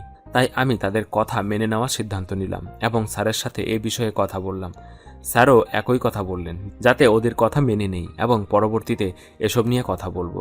এখন আমাদের এসব বিষয় নিয়ে কথা বললে হবে না, এখন আমাদের আরও বড় একটা মিশন আছে, সেটা বাস্তবায়ন করতে হবে। প্রায় 1 মাস ধরে ভার্সিটিতে চাকরি করছি। ভার্সিটিতে বিভিন্ন অর্থনৈতিক বিষয়ে আমি দেখতে পাচ্ছি, সেগুলো বসকে জানাচ্ছি। বস এর বিরুদ্ধে ব্যবস্থা নেওয়ার সিদ্ধান্ত নিয়েছেন, কিন্তু তারা এমন একটা অবস্থানে চলে এসেছে এখন তাদের বিরুদ্ধে সহজে কোনো ব্যবস্থা নেওয়া সম্ভব নয়। এর মধ্যে আমার পরিবারেও ঝামেলা শুরু হলো, কেউ কাজ করতে পারছে না, আম্মু অসুস্থ। এর মধ্যে হঠাৎ করে একটা ঝামেলা এসে আমার মাথায় জুটলো। একটা মেয়ের বাবা আমাকে দেখে পছন্দ করেছে, এখন আম্মু আমাকে জোর করে বিয়ে দিতে চাইছে। মামা মামিও রাজি হয়ে গেছে বিয়েতে। এখন যে করেই হোক আমাকে মেয়ে দেখতে যেতে হবে। এখন আমি কিন্তু রাজি নই এই বিয়েতে, কিন্তু কি করব কিছুই বুঝতে পারছিলাম না। সারা জীবন শুনে আসলাম যে মেয়ের বাবার কাছে ছেলের বাবা বিয়ের প্রস্তাব দেয়, কিন্তু আজ দেখছি ছেলের বাড়ির লোকের কাছে মেয়ের বাবা বিয়ের প্রস্তাব দিয়েছে। এটা আমার কাছে খুবই হাস্যকর মনে হলো, কিন্তু কিছুই করার নেই। আমার উপর এমন চাপ পড়েছে যে আমাকে যে করেই হোক এখন মেয়ের সাথে দেখা করতে যেতেই হবে, না হলে কিছুতেই এখানে থাকা সম্ভব হবে না। তাই আর কি করার, বাধ্য ছেলের মতো চলে গেলাম মেয়ের সাথে দেখা করতে। সেখানে গিয়ে অনেক সমস্যার সম্মুখীন হলাম, সেগুলো না হয় একটু পরেই বলছি। এর আগে তাড়াতাড়ি করে আমার বিয়েটা হয়ে গেল 2-3 দিনের ভিতর। বউ আমার বড়ই মারাত্মক, তাকে দেখে আমার খুব ভয় লাগছিল, সেই জন্য বাসর ঘরে ঢুকতে অনেক লেট করলাম। আমি সেই 3 ঘন্টা ধরে সেজে গুজে বাসর ঘরে বসে আছি, আমার জামাইয়ের কোনো খোঁজই নেই। এখন রাত 2টা বাজে, আমার 2 ননদ বাসর ঘরে বসিয়ে দিয়ে গেছে, আর যাওয়ার সময় বলে গেছে ভাইয়াকে পাঠিয়ে দিচ্ছি, কিন্তু তার কোনো খবর নেই। মনে হচ্ছে বাড়ির সবাই ঘুমাচ্ছে। এটাই কয়দিন বিয়ের ঝামেলায় সবাই ক্লাহিল, কিন্তু আমার জামাই গেল কই? নতুন বউ আমি, সব কিছু ভালো করে চিনিও না, কি যে করি। ও, আপনাদের তো আমার পরিচয়টাই দিলাম না। আমার নাম জ্যোতি, এইবার এসএসসি পরীক্ষা দিলাম। আমরা 3 বোন, আমি সবার ছোট। বড় আর মেজো আপু নিজেদের পছন্দ মতোই বিয়ে করেছে, এই জন্যই আমি আমার বাবার পছন্দ করা ছেলেকে বিয়ে করেছি। জীবনে অনেক ছেলেকেই ভালো লেগেছে, কিন্তু ভালোবাসিনি। আমি সব সময় চেয়েছি বাবার পছন্দ করা ছেলেকেই বিয়ে করব। আমার জামাই একটা কলেজের প্রফেসর, খুবই সাদাসিধে মানুষ। আমি যেমন, তার ঠিক উল্টোটা। বান্ধবীদের কাছে শুনতাম ছেলেরা বেশি পড়ালেখা করলে নাকি দিন দিন বলদ হয়ে যায়। আমার জামাইটাও সেই রকম, আর এই বলদকে মানুষ করার দায়িত্ব আমাকে দিয়েছে আমার শ্বশুর মশাই। শুরু থেকেই বলি, একদিন বিকেলে বসে বসে গল্পের বই পড়ছি, এমন সময় বাবা হাঁপাতে হাঁপাতে এসে বলল আমার মাকে, কই গো জ্যোতির মা? কি হলো আবার? আজকে রাস্তায় একটা ছেলেকে দেখলাম, অনেক ভালো, গরিব মানুষের অনেক উপকার করছে। আমার ভীষণ পছন্দ হয়েছে ছেলেটাকে। আমার এক বন্ধুর পরিচিত, বন্ধুর মুখে সব খোঁজ খবর নিয়ে জানলাম খুবই ভালো পরিবার, 2 ভাই 1 বোন। ছেলেটা প্রফেসর, দেখতে শুনতে খুবই ভালো। জ্যোতির সাথে ও ভালো মানাবে, তাই আমার ওই বন্ধুকে দিয়ে সব খোঁজ খবর নিতে পাঠালাম। কিন্তু জ্যোতি কি এখন বিয়েতে রাজি হবে? হবে মানে 100 বার হবে। আমি আমার এই মেয়েটার উপর ভরসা রাখি। সেই দিন বাবার এই কথা শুনে পুরোপুরি ভদ্র মেয়ে সেজে গেলাম। কি আর করার, সব ভালো লাগার মানুষগুলোকে ভুলে গেলাম। 1 সপ্তাহ পরেই আমাকে দেখতে এলো, আমাকে তাদের পছন্দ হলো। ছেলে আর আমাকে একটা রুমে পাঠানো হলো। আমার 2 দোলা ভাইয়ের আগ্রহতে আমার থেকে আমার দুই দুলাভাই বেশি খুশি। কেন বুঝলাম না। আমি ছেলের সাথে বসে আছি, কিন্তু বুঝতে পারছি না আমি ছেলে দেখতে এসেছি নাকি ছেলে আমাকে দেখতে এসেছে। সে চুপচাপ নিচের দিকে তাকিয়ে আছে। আমার মনে হচ্ছে কি যেন দেখছে মনোযোগ সহকারে। আমি একটু নড়ে চড়ে বসলাম, সেও একটু নড়ে চড়ে উঠল। এবার দেখলাম ঘরের সব কিছু খুঁটিয়ে খুঁটিয়ে দেখছে। তাকে যেন বলা হয়েছে ঘরের সব কিছু দেখতে। আমার মেজাজ খারাপ হচ্ছে। আমার আবার এই একটা দোষ, অল্পতে রেগে যাই। এবার আমি তাকে বললাম, আপনার ঘরের সব কিছু দেখা শেষ হয়েছে? ইয়ে মানে? কি মানে করছেন? আমাকে কিছু জিজ্ঞেস করুন। ও তাই তো, আমার নাম নিলয়, আপনার নাম জানতে পারি? না, পারেন না। ও ঠিক আছে, সমস্যা নেই, পরে জেনে নেব। এইটুকু কথা বলে আবার চুপ করে আছে। এইবার দেখলাম পকেট থেকে মোবাইল বের করে অযথা টেপাটেপি করছে। আমার মেজাজ এবার আরও গরম হয়ে গেল। আমি বললাম, আর কিছু বলবেন? এবারও নিচের দিকে তাকিয়ে বলল। আপনি কাউকে ভালোবাসেন? আমি অবাক হলাম কথাটি শুনে। আমার বলদ জামাই বলে কি? আমি কিছু বলার আগেই বলল, সমস্যা নেই, বিয়ের আগে সবাই কম বেশি প্রেম করে, বিয়ের পরে কি করে সেটাই দেখার বিষয়। সেই দিন আমি আমার জামাইয়ের প্রেমে পড়ে গিয়ে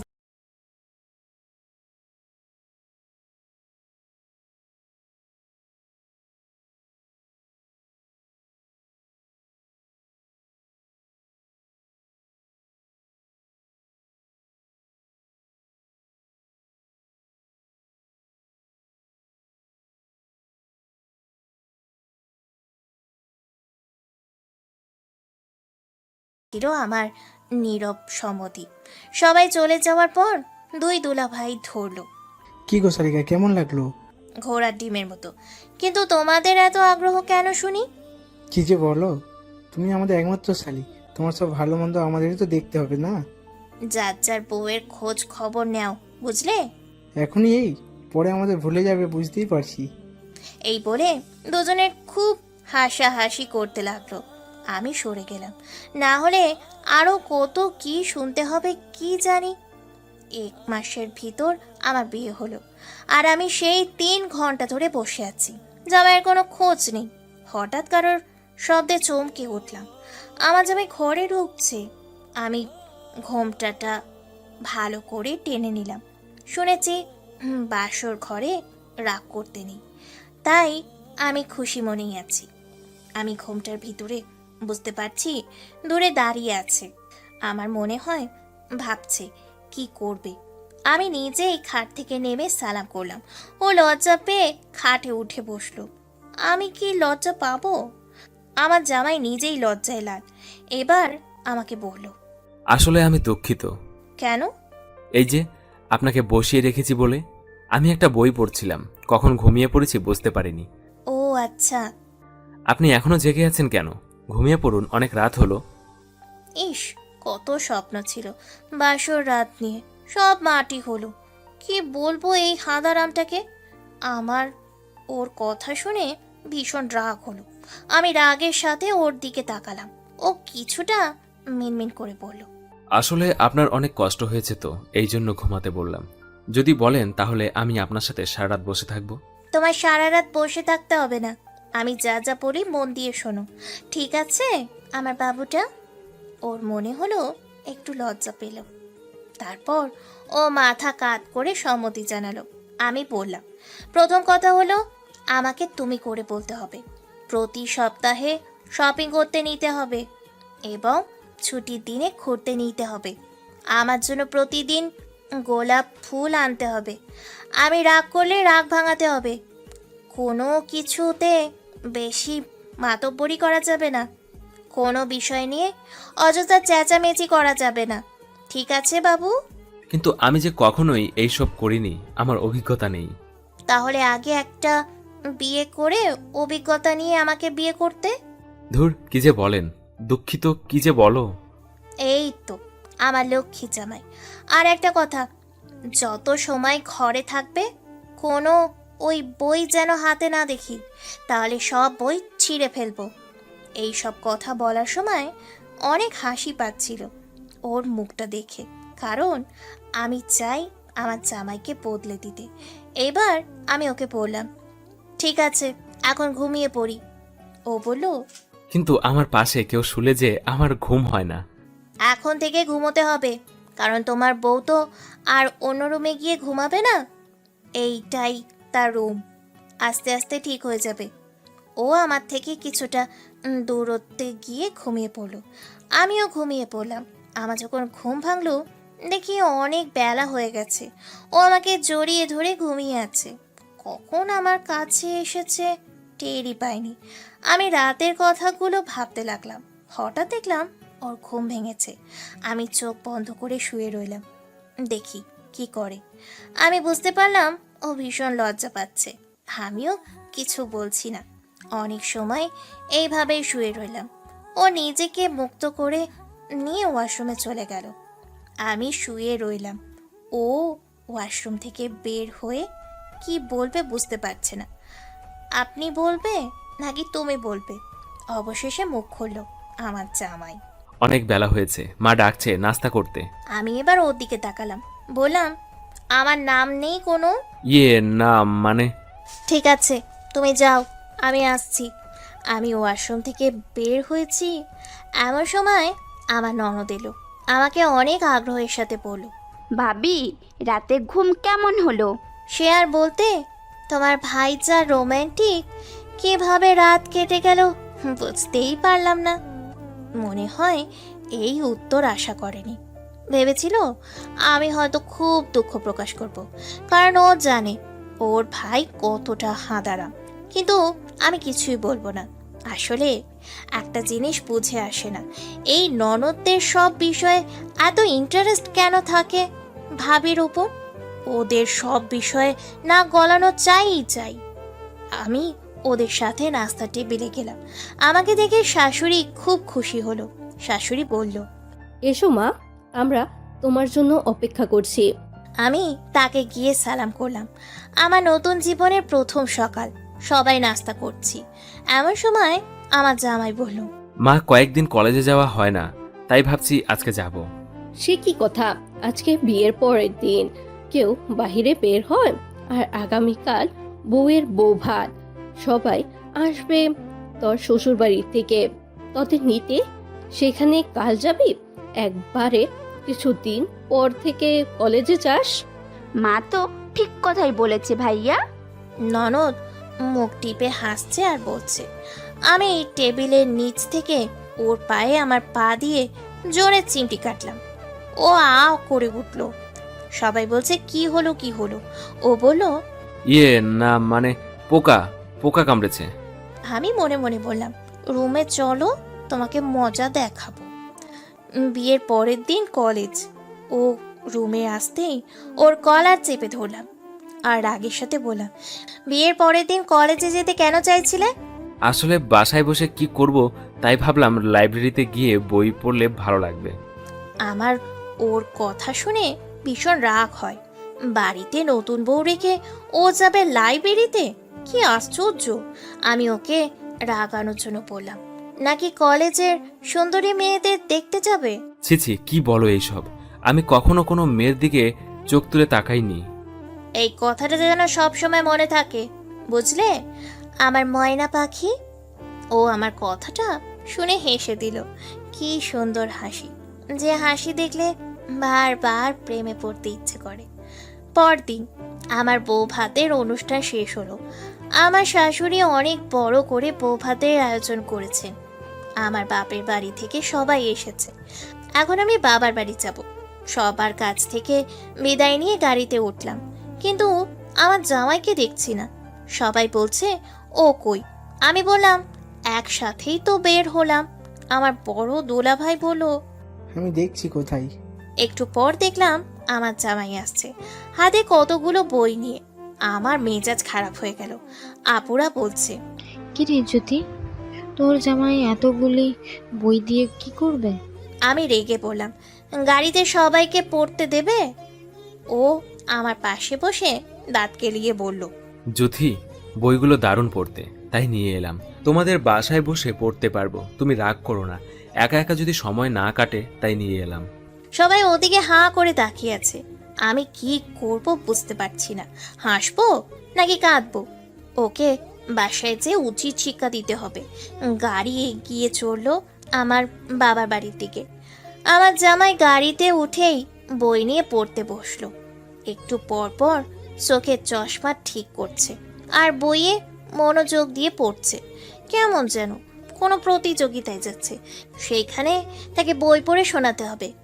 আমার ইচ্ছে করছিল বই আর চশমা দুটাই গাড়ি থেকে ফেলে দিতে, কিন্তু আমার বাবার সাধের জামাই, তাই নিজেকে শান্ত রাখলাম। এর মজা পরে বোঝাবো। বাসায় যেতেই মা নাস্তা তৈরি করতে লেগে গেল।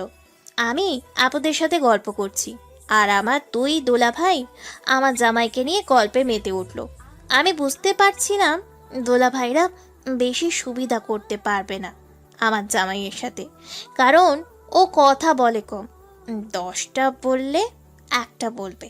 আমার মা বলল, জুথি এই নে, এগুলো জামাইদের খেতে দে। আমি কিছু না বলে চুপ করে থাকলাম। মা সরে যেতেই আমার হাঁদারাম বরটার শরবতের ভিতরে ভালো করে লবণ মেশালাম। এবার দেখি কি করো। দুই দুলাভাইকে শরবত দিলাম, আমার জামাইকেও দিলাম। দুলাভাইয়েরা চলে গেল। এবার আমার জামাই শরবত মুখে দিতে পারে কি, থু দিয়ে ফেলে দিল আর আমাকে বলল, জুথি, শরবতের ভিতরে মনে হয় চিনির বদলে লবণ দিয়েছো, তাই এমন লাগছে। আমি বললাম, আমি ইচ্ছে করেই দিয়েছি বুঝলে। ও আমার দিকে আবার চোখে তাকিয়ে আছে। ওর মনে হচ্ছে আমি হয়তো পাগল টাগল হয়ে গেছি। আমি বললাম, আচ্ছা তুমি এমন কেন? কেন, আমি আবার কি করলাম? তুমি যা বলছো আমি তো তাই শুনছি। ঘোড়ার ডিম শুনছো? কোথাও দেখেছো নতুন জামাই শ্বশুর বাড়িতে এক গাদা বই নিয়ে আসে পড়তে? না, মানে আমি ভাবলাম একা একা কি করব, তাই নিয়ে এলাম। ঠিক আছে, তুমি বললে আর পড়বো না। এই বলে মন খারাপ করে বসে থাকলো। আমার নিজেরই খারাপ লাগতো ওর চেহারা দেখলে। পরে আবার বললাম, আচ্ছা ঠিক আছে, মাঝে মাঝে পড়তে পারো। ও আমার কথা শুনে খুব খুশি হয়ে সাথে সাথেই আবার বই নিয়ে পড়তে বসলো। আমি মাঝে মাঝে অবাক হতাম, একটা মানুষ কি করে এত বই পাগল হয়। রাতে আমি ঘুমিয়ে আছি, হঠাৎ ঘুম ভেঙে গেল। পাশে দেখলাম আমার বর নেই। আমি মোবাইলের আলো জ্বালালাম, দেখলাম কোথাও নেই। কই গেল তাহলে? আমি আমার বারান্দায় গেলাম, দেখলাম ও দাঁড়িয়ে আছে। আমি ওকে বললাম, কি হলো, এত রাতে না ঘুমিয়ে কি করছো? ও হঠাৎ চমকে উঠে বলল, ও তুমি, আসলে ঘুম আসছে না তাই এখানে এসেছি। আমি ওর আরো কাছে গিয়ে ওর বুকে মাথা দিয়ে বললাম, কেন ঘুম আসছে না আমার বাবুটার? ও বলল, আসলে বাসা আর আমার মামার বাসা ছেড়ে কোথাও কখনো ঘুমায়নি তো, তাই। আমার ওর এই কথা শুনে মেজাজ খারাপ হয়ে গেল। এখন যদি রাত না হতো, ওকে জোর করে ওদের বাড়ি পাঠিয়ে দিতাম। যত সব বাচ্চাদের মতো কথা। ইচ্ছে করছে এক ঘুষি দিয়ে নাক ফাটাতে। এখন সে নতুন বউকে নিয়ে রোম্যান্স করবে তা নয়, এখানে এসে চুপচাপ দাঁড়িয়ে আছে। বাবা যে কেন আমার সাথে হেই করলো, আমি এখন এই হাঁদারামটাকে কি করে মানুষ করব? যাই হোক, ওকে কিছু বুঝতে না দিয়ে বললাম, চলো ঘুমাবে, কাল সকালে চলে যাব, ঠিক আছে? ও কিছু না বলে শুয়ে পড়ল। এইভাবেই ভালোই কাটছিল আমার খুনসুটির সংসার। এর মধ্যে পুরোপুরি নিজেকে সংসারের কাজে জড়িয়ে নিলাম। একদিন আমার জামাই কলেজে গেছে। ওর একটা দোষ, কখনো ফোন মনে করে নিবে না। আমি বসে বসে গল্পের বই পড়ছি, এমন সময় ওর ফোনে একটা মেসেজ আসলো। আমি এতটা গুরুত্ব দিলাম না। একটু পর আবার মেসেজ আসলো, পরপর 2টা। আমি মনে মনে চিন্তা করলাম, হয়তো দরকারে কেউ বারবার মেসেজ দিচ্ছে। ফোনটা আমি কাছে নিলাম আর মেসেজগুলো বের করলাম। মেসেজগুলি দেখে আমার চোখ বড় বড় হয়ে গেল।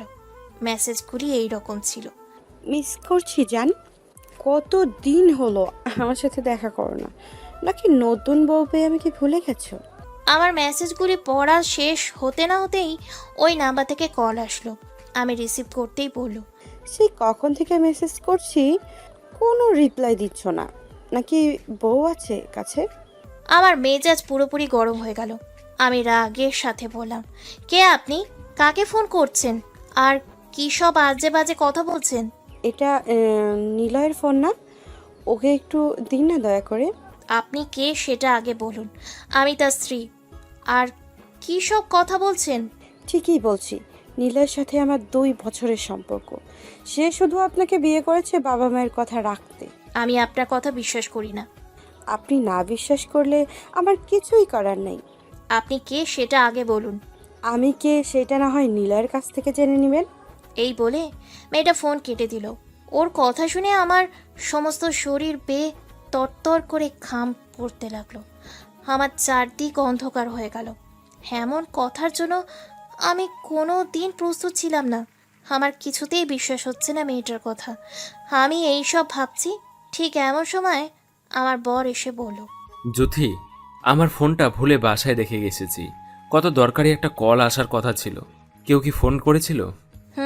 করেছিল একটা মেয়ে। কি বলছো পাগলের মতো? একটা মেয়ে ফোন করেছিল? কি বললো মেয়েটা?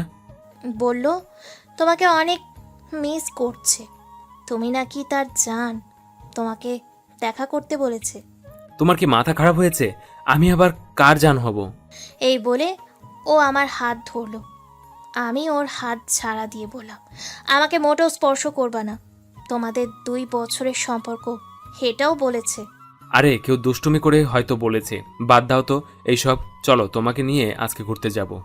এইসব নিয়ে কেউ কি দুষ্টুমি করে নাকি নিলয়? আমি আজকেই চলে যাব, তুমি থাকো তোমার ওই মেয়েকে নিয়ে। এই বলে আমি ব্যাগ গোছাতে লাগলাম। ও আমাকে বলল, তুমি কিন্তু সামান্য জিনিস নিয়ে বেশি করছো। এইটা তো তোমার কাছে সামান্য জিনিস হবেই। তুমি তোমার বাবা মায়ের কথা রাখতে আমাকে বিয়ে করেছো। তুমি বিশ্বাস করো, তুমি ছাড়া আর কোনো মেয়ে আসেনি আমার জীবনে। সেদিন আমার রাগ চরমে পৌঁছে গেছিল। আমি কারোর কথা শুনিনি। আমাকে সবাই বলেছে আমার কোথাও ভুল হচ্ছে, কিন্তু আমি কারোর কথা না শুনে বাবার বাড়িতে চলে আসি। বাবা মা আমাকে দেখে অবাক। আমাকে বলল, কি রে মা, একা এলি যে? জামাই কোথায়?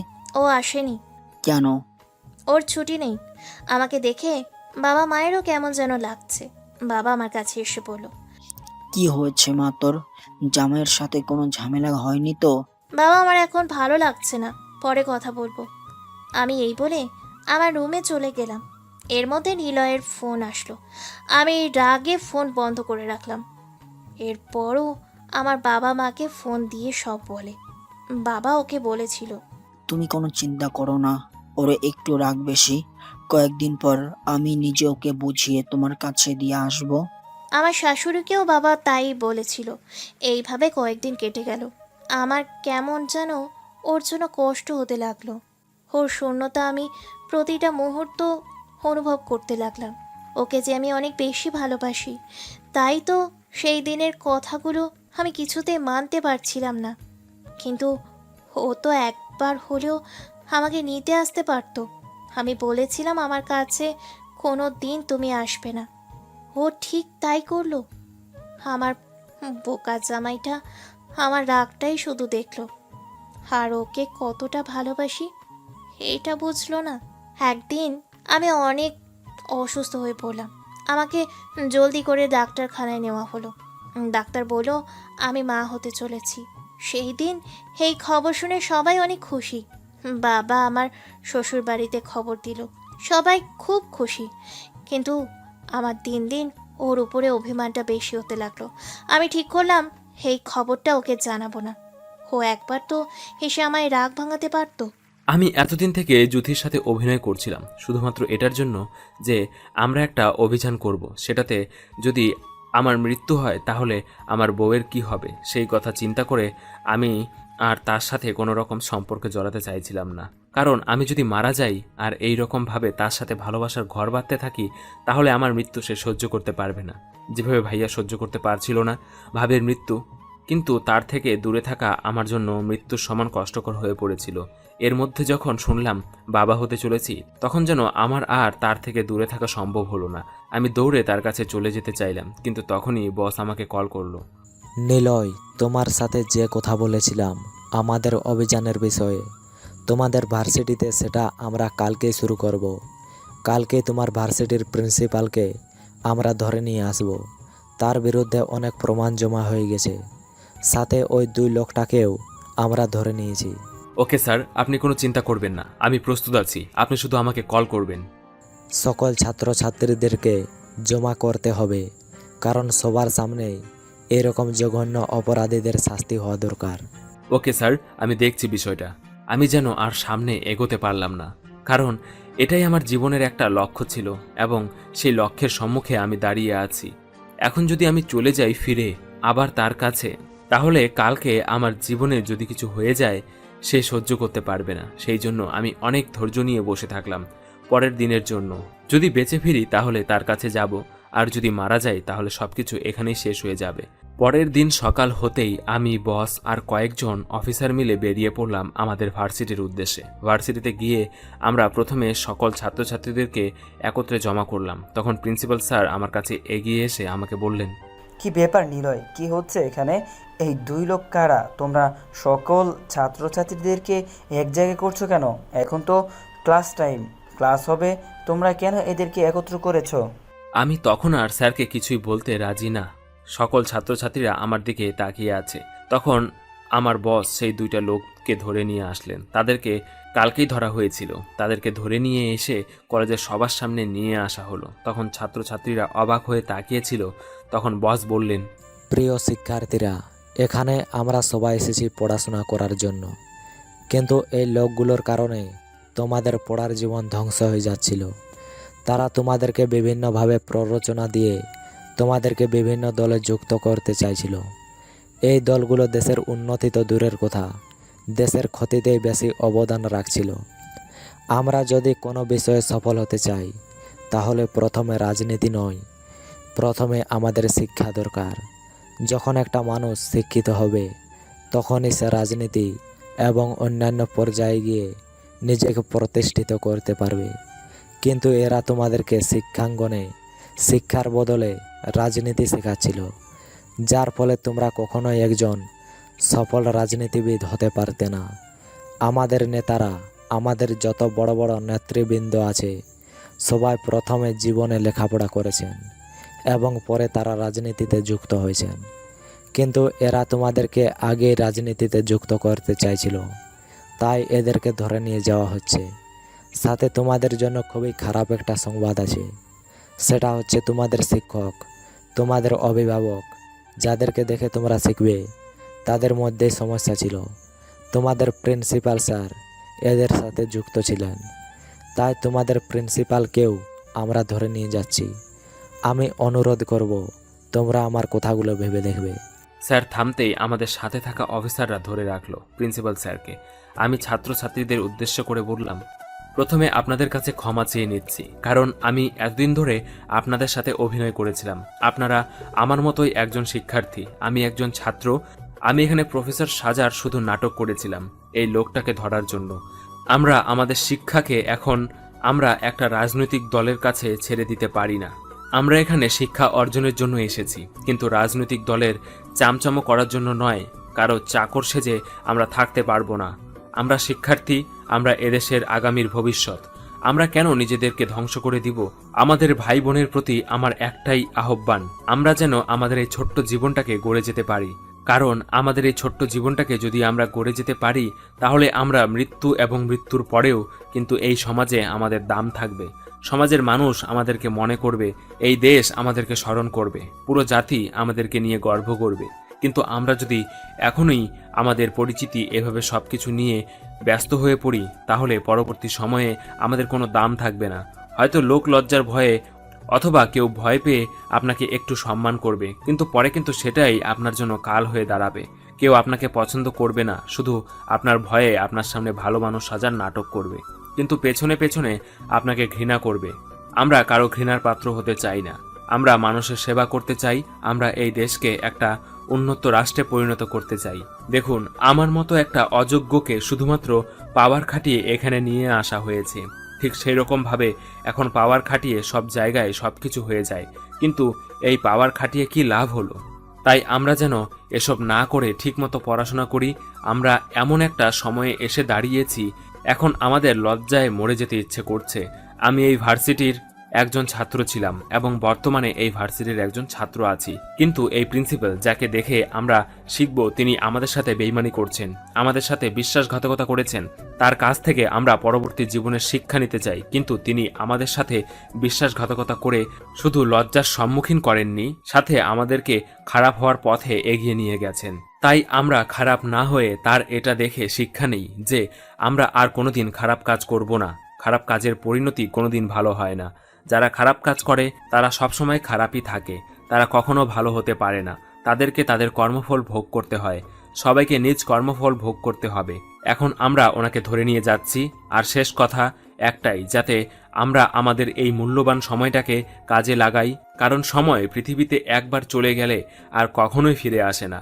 আমরা চাইলেও আমাদের ছোটবেলাকে কোনো দিনও ফিরিয়ে নিয়ে আসতে পারবো না। ঠিক তেমনি যতটা সময় আমাদের কাছ থেকে অতিবাহিত হয়ে গেছে সেটা চাইলেও আমরা আর ফিরিয়ে নিয়ে আসতে পারবো না। তাই সামনে যতদিন আছে সেগুলোকে কাজে লাগানোর চেষ্টা করি। আর আমি ভুল করে আপনাদের সামনে বড় সাজার চেষ্টা করেছি, আমাকে ক্ষমা করে দিবেন। আমি কথা শেষ করতে পারলাম না, এর মধ্যেই ছাত্রছাত্রীরা খেপে গেল। তারা প্রিন্সিপাল স্যারকে এসে মারতে শুরু করলো। আমরা অনেক কষ্টে সেখান থেকে বের হয়ে চলে আসলাম, এসে তাদেরকে নিয়ে চলে গেলাম। তখন হঠাৎ করে দেশের এত বড় একটা নামি দামি ভার্সিটির প্রিন্সিপালের বিরুদ্ধে এরকম অভিযোগ শুনে সাংবাদিকরা একদম পাগল হয়ে গিয়েছিল। তারা বিভিন্নভাবে এসে প্রশ্ন করার জন্য চেষ্টা করছিল। সাংবাদিকের প্রশ্নের যেভাবে একবার স্যার বলেই দিলেন, এসব কিছুর পেছনে আমি না, অন্য একজন কাজ করেছে। সে হচ্ছে আমার পাশে থাকা নিলয়।